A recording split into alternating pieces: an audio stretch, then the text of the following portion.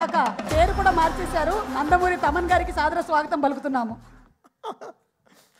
చూసారా ఈరోజు లాస్ట్ దెబ్బకి ఈరోజు స్పీకర్స్ స్టాండ్ మీద పెట్టారు నీట్గా. అది నా గొడవ కాదు, వాళ్ళు ఆ రోజు సరిగ్గా పెట్టలేదు.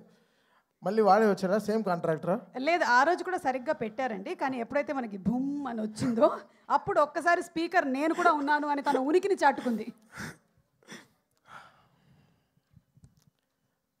సక్సెస్ అది చాలా గొప్పది. ఎంత డబ్బు పెడితే దొరకదు. అది సక్సెస్ వచ్చే అది it gives a great energy.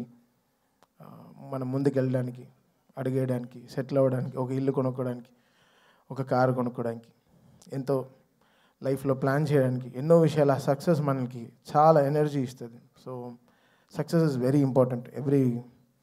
Success లేకపోతే నేను ఎప్పుడో చెప్పినట్టున్నాను, అది ఫిలిం నగర్ లోపల వెళ్ళలేము. అలా నేరుగా హైటెక్ సిటీ అలా వెళ్ళిపోతూ ఉండొచ్చు. అలా ఏదో ఒకలాగా చూస్తారు మనల్ని, సక్సెస్ అలా చూస్తారనమాట. సో మేము ప్రే చేసుకున్నదల్లా ఒక సక్సెస్ కోసమే.